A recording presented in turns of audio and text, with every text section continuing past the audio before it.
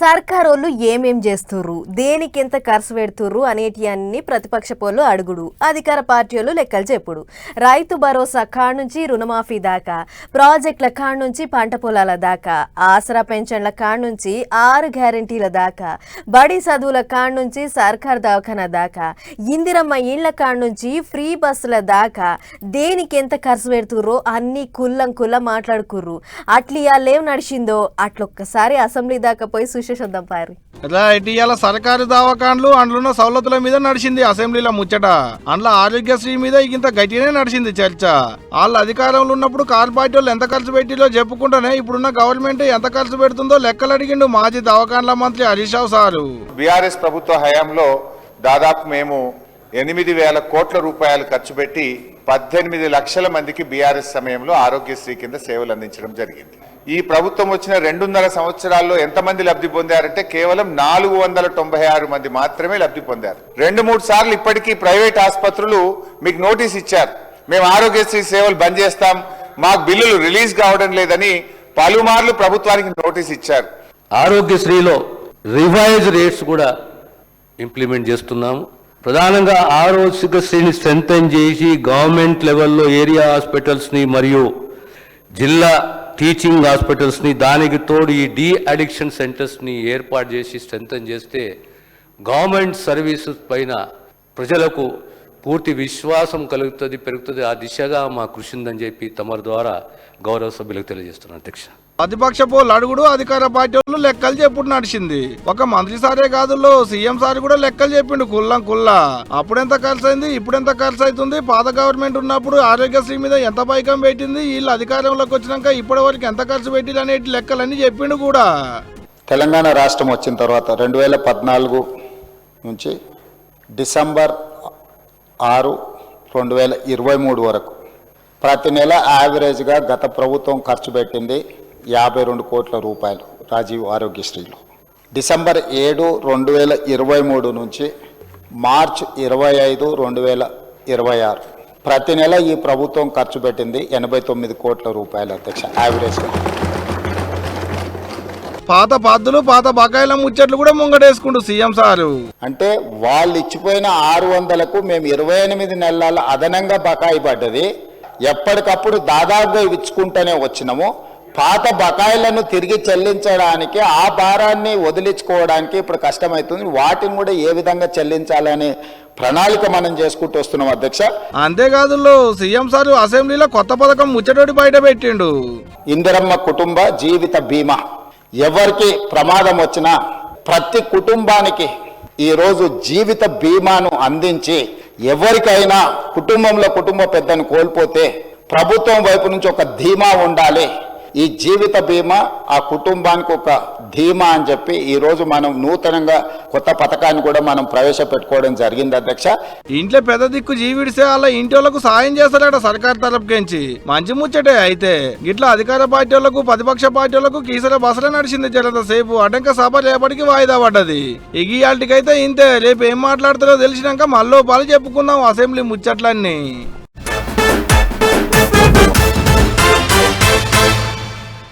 మన leader సభలకున్న talent ఎవ్వలకి లేదబ్బా. ఒక ఆయన డాన్స్ బాగా వేస్తాడు, ఇంకొక ఆయన డప్పు కొడతాడు, ఇంకొక లీడరు తబలా వాయిస్తాడు, చిడతలు కొడతాడు. ఇంతమందికి ఆటలాడుట్లో కూడా బాగా అనుభవం ఉంది. మనిషికో కాలం ఉంటుంది. అగో అట్లనే ఈసారి పాట వాడుట్లో దిట్ట ఉన్నాడు. ఇంతకు ఎవల్లా సారు అని అంటారా? నేను చెప్పుడు కాదు కానీ మీరే చూడుర్రి. రైట్, పాటగాడైండు సెంట్రల్ సహాయ మంత్రి బండి సంజయ్ సారు. ఆర్ఎస్ఎస్ పుట్టిన 100 ఏళ్ల పండుగకు కొన్ని పాటలు విడుదల చేస్తే అందులో ఈ పాటను బండి సారు పాడిండు అన్నట్టు. ఇది ఉత్త ప్రోమోనే. పాట మొత్తం శుక్రవారం నాడు బయటికి ఇడుస్తాడట. అయితే బండి సంజయ్ సారు ఆర్ఎస్ఎస్ లో పనిచేసిండు కూడా. అప్పట్లో జాతీయవాదం, హిందుత్వ సిద్ధాంతాలతో పువ్వు పార్టీలో షరీకైండు. ఆర్ఎస్ఎస్ కార్యకర్తకించి సెంట్రల్ మంత్రి వరకు ఎదిగిండు. అట్టిప్పుడు సారు పాడిన ఈ పాట ప్రోమో సోషల్ మీడియాలో టామ్ అవుతుంది. ఎవరు ఫోన్ లో చూడు ఇదే పాట, ఎవరు స్టేటస్ లో చూడు ఇదే పాట. శ్రీరామనవమి కోరిగా కరీంనగర్ లో సంజయ్ అన్న వాడిని మొత్తం పాటను విడుదల చేస్తాడట. మరి చూడాలే పాట మొత్తం విన్నాక అభిమానుల మురిపోం సంబరం ఇంకెట్టుంటదో ఇక. నిజం నిండుగా ముస్తాబై గడప దాటేలోపు అబద్ధం మాత్రం తయారై 60 ఊర్లు దాటుతుందట. మరి దానికి ఉన్న పాతారా అసొంటిది. ఇట్లనే ఇప్పుడు సోషల్ మీడియాలో వస్తున్న కొన్ని ఉత్తుత్తి ముచ్చట్లు పట్టుకొని జనం అంతా పరిశాన్ అవుతుర్రు. తాల్ తుప్పాస్ వార్తలను పట్టుకొని తాలో దిక్కు ఉరుకుతుర్రు. ఆయన మొదలు ఈ పుకార్లు పుట్టించిన వాళ్ళను దొరకబట్టి ఈ పంత మండ చంపాలి. ఇక చూడుర్రి ఎట్లా ఎగబడుతుర్రో బంకుల కాడ.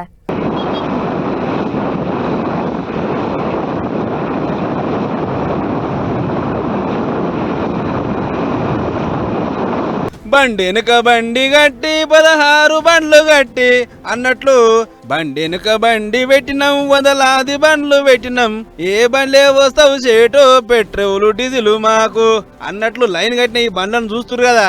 ఇవన్నీ అప్పా జంక్షన్ దిక్కున ఓ పెట్రోల్ బంక్ కాడ నూనె కోసం లైన్ కట్టిన కార్లు. ఇక ఇటు చూడురి ఆటో డ్రైవర్ అన్నల కష్టాలు ఎట్లున్నాయో.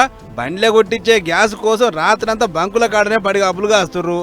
ఇవే కాదు 2 తెలుగు రాష్ట్రాలలో ఏడ చూడు ఇదే కథ. సోషల్ మీడియాలో ఎవడో లేకిడో లేపిన పుకారు విని జనం అంతా గిట్ల బంకుల కాడ బారులు తిరిరు.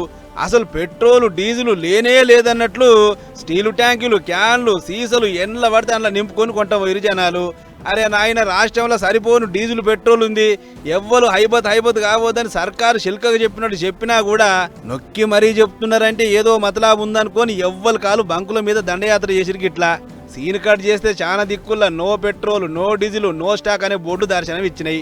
ఇటు పట్నం షేక్పేట దిక్కు నిండు గ్యాస్ మొదలను ఎత్తుకుపోయిరు జనాలు. వీళ్ళంతా గ్యాస్ బుక్ చేసుకొని చాలా వద్దులు అవుతుందట. కానీ నిండు బుడ్డి ఎంతకు రాకపోయేటాలకు సీదా ఆఫీస్ కాడికి వచ్చిన పబ్లిక్ ఇంతలా బండి మెలుక్కొని బయటకు వస్తుంది ఈ ఆటో. ఇగే ఉంది దొరికినోళ్ళు ఏగవాడి ఎత్తుకుపోయారు. అటు ఏపీలో గ్యాస్ ఆఫీసులో ముంగట లైన్లు కడుతురు జనాలు. అయితే అంగన్వాడీ బయలకు గ్యాస్ తో తిప్పలు కావద్దని ఉపాయం చేసిన సర్కారు కరెంటు పొయ్యిలు ఇచ్చే ఉపాయం చేస్తుందట. వాటి కోసం 62 కోట్ల రూపాయలు ఖర్చు పెట్టి మే ఆఖరి నెలకు అన్ని బళ్ళకి ఇయ్యాలి అని ఇక మధ్య చేస్తుంది. అటు Madakasira MLA MS Rajanna gas లేని గరీబులకు కరెంటు పొయ్యిలు వంచిండు. గ్యాస్ కంటే ఇదే నయం, కరెంటు తక్కువ, వంట కాగానే పొయ్యి దానంతటి అదే బంద్ అవుతుంది, ఈ కాంచి ఇవే వాడురి అని సలహాలు ఇచ్చిండట. మొత్తానికి గ్యాస్ సమస్య అట్లుండగానే పుకారు మాటలని జనం ఆగమవుతుర్రు. ఏదేమైనా పెట్రోల్ డీజిల్ దండిగిరే ఉన్నదట. ప్రజలారా తెచ్చి ఇళ్లలో పెట్టుకోకురి. అసలే ఎండాకాలం ఆయనతో బర్రెను అంటుకుంటే లేదో పరిశాను, మీ ఇష్టమిగా.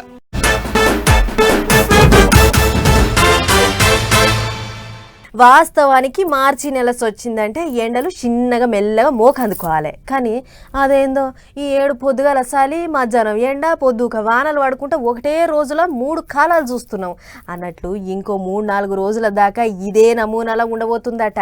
మరిగా ముచ్చట్లేంటియో పురాగా మునుం పెట్టి అరుసుకొని వద్దాం పార్రి. 2 తెలుగు రాష్ట్రాలలో 2 కాలాలు చూస్తున్నాం కదా.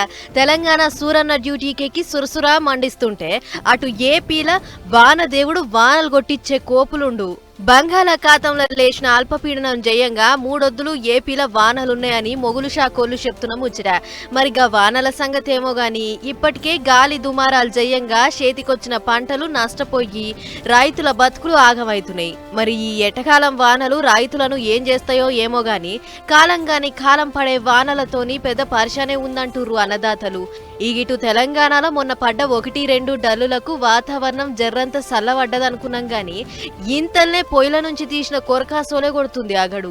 ఆడాడ గర్మి, ఆడాడ మబ్బులు పడుడు. పొద్దుగాల జర్రంత నిమ్మలం అనిపిస్తున్న మాపడ్జాం అయ్యిందంటే మాడ పగిలిపోయేంత ఎండ కొడుతుంది. దీంతో పగటిపూట బయటికి వెళ్లాలంటేనే జంకుతుర్రు జనాలు. గర్మీ జయంగా నిమ్మ సోడాలు, కొబ్బరి బొండాలు, పండ్ల జ్యూసులు, సల్లబొట్లకైతే మస్తు గిరాకీ పెరిగింది. అయితే మనకాడ రంగారెడ్డి, మహబూబ్ నగర్, నిజామాబాద్, ఆదిలాబాద్ జిల్లాల వానలు పడే మోకుంటే కడమ జిల్లాలకు ఎండలున్నాయంటుర్రు. వానలు పడే తావుల గాలి దుమారాలతోని ఉరుములు, పిడుగులు పడే ఛాన్స్ కూడా ఉందంట. కాబట్టి వట్టొట్టిగా బయటికి పోకుర్రి అనేది అధికారులు చెప్తున్న మాట. ఏదేమైనా 2 తెలుగు రాష్ట్రాలల్లో 2 తీర్ల వాతావరణం కనబడుతుంది. అప్పుడే ఎండ, అప్పుడే వాన. ఏం కాలమో ఏమో అని పరిశాన్ అవుతుర్రు అందరూ.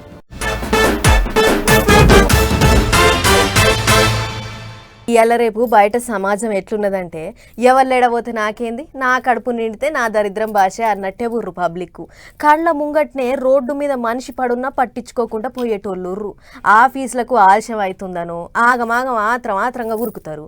అసోంటి జనం నడుమ వండుకుంటా కూడా బయట పబ్లిక్ పడుతున్న తిప్పలను అధికారులకు చెప్పేతందుకు పోయిండో బుడ్డోడు. మరి గా బుడ్డోడెవరు, అసలు వచ్చిన తిప్పలేముంది అంత అరుసుకునొద్దాం పార్రి. సైకిల్ వేసుకొని వచ్చిండు, బండ్ల నడుమ పార్కింగ్ చేసిండు, చేతుల కాగితం పట్టుకొని సీదా లోపలికి వచ్చిండు, మేడం చేతిలో పేపర్ పెట్టిండు. మరి ఇంతకుగా మేడం వాళ్ళు ఈ బుడ్డోడు ఇచ్చిన పేపర్లు ఏముందనేదే కదా మీ పరిశాన్ అంతా. నేను ఎప్పుడు కాదు కానీ బుడ్డోడే చెప్తుండే. ఇక చెప్పరా తమ్మి నీ బాధ ఏందో? నేను ఎందుకు కంప్లైంట్ ఇచ్చిన అంటే మా గల్లీలో కుక్కలు బాగా ఉన్నాయని కంప్లైంట్ ఇచ్చిన. అయితే ఒక చిన్న బాబు కరిచినాయి కుక్కలు. సరే పట్టుకపోదామన్నారు. కుక్కలు కరుస్తున్నాయని ఫుల్ మందికి ఎంబట పడ్డాయి. నాకు కూడా ఎంబట పడ్డది, ఒకసారి మా అక్కకు కూడా ఎంబట పడ్డది. ఆగో ఇన్నరా, కుక్కలు చేయంగా బడికి పోవాలన్నా భయమే, బజార్లో పోయి ఆడుకోవాలన్నా భయమే. గుంపులు గుంపులు కుక్కలు మోపైనే కనపడ్డోళ్ళ పిక్కలు బట్టి బీక్తున్నాయి. ఎట్టన్నా చేసి కుక్కల బాధ లేకుండా చేయాలి అని కాగితం మీద రాసుకొని సీదా మున్సిపల్ ఆఫీస్ కు పోయిండు బుడ్డోడు. పేరు మహేష్, నిజామాబాద్ జిల్లా ఆర్మూర్ తమ్ముంది, 5వ తరగతి చదువుతుండట. వాళ్ళ కాలనీలు ఉండేటి పబ్లిక్ ను, బడికి పోయేటి పొల్లగాలను కుక్కలు కలిసేటాళ్లకు వాటి తిప్పలు లేకుండా చేయాలని మున్సిపల్ చైర్పర్సన్ మేడానికి కాగితం మీద రాసిచ్చిండు అన్నట్టు. తమ్ముడు చెప్పుడే ఆలస్యం, మేడం కూడా అధికారులకు ఆర్డర్లు వేసింది ఎమ్మట్లనే. ఆర్మూర్ మున్సిపల్ పరిధిలో కుక్కల బెడద ఎక్కువ ఉన్నందున మహేష్ అని 5th క్లాస్ చదువుతున్న అబ్బాయి మా దగ్గరికి వచ్చి కంప్లైంట్ ఇవ్వడం జరిగింది. దీనికి తగిన చర్యలు తీసుకుంటామని తెలియజేస్తున్నాను. ఈ 5th క్లాస్ చదువుతున్న ఈ అబ్బాయి మాకు కుక్కల బెడద సమస్య గురించి చెప్పడం ప్రశంసనీయం. రానున్న రోజుల్లో ఆర్మూర్ పరిధికి ఎలాంటి సమస్యలున్నా ఫిర్యాదు ఇవ్వండి, తగిన పరిష్కారం తీసుకుంటాం. అవు మరి తారీఫ్ చేయాల్సిందే. ఎవలేడపోతే నాకేందని ఎవరి పనాలు చూసుకుంటారు మామూలుగానే పబ్లిక్. అసలు గింత చిన్న వయసులో గింత పెద్ద ఆలోచన చేసినంటే తారీఫ్ చేయాల్సిందే. మరి ఏ మాటగా మాటైనబ్బా, మున్సిపల్ ఆఫీస్ కు పోవాలనేటి ఆలోచన వచ్చుడే గొప్ప ముచ్చట. మరి ఏమంటారు?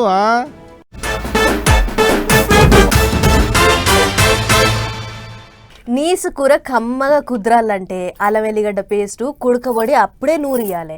అట్లయితేనే దాని అసలు రుచి బయటికి వస్తుంది. కానీ అప్పటికప్పుడు నూరియాలంటే చాలా టైం పడుతుంది. అందుకే కొందరు దుకాణాల కాడ కొని తెచ్చి వేస్తుంటారు.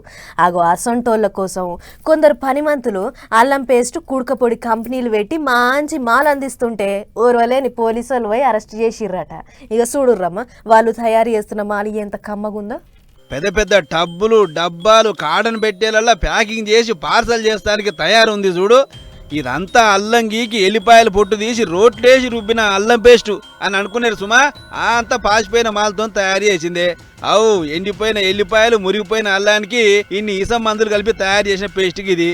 మరి అత్తాపూర్లకి ముగ్గురు అన్నదమ్ములు ఎప్పటి నుంచి చేసి పాడైతుర్రో ఏమో మనకైతే తెలియదు. కానీ ముచ్చట ఆల్చంగా ఎరక చేసుకున్న పోలీసు వాళ్ళు ఆడికి పోయి 70 క్వింటాల పేస్టు 300 లక్షలు విలువ చేసి ఇసం మందులను సీజ్ చేసి తయారు చేస్తున్న అరెస్ట్ చేసిర్రు.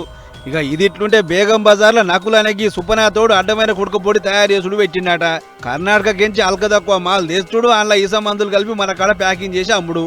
అట్లా పనికిమాలిన దందాతోని పైసలు మరిగి మరింత పెంపు చేస్తుంటే చాలా ఆలస్యంగా ఎంట్రీ ఇచ్చిన పోలీసులు నకులు గాని 4 దప్పరిచ్చి కుడకలే లేకుండా తయారు చేసిన 8,300 కిలోల కుడక పొడిని సీజ్ చేసిరు.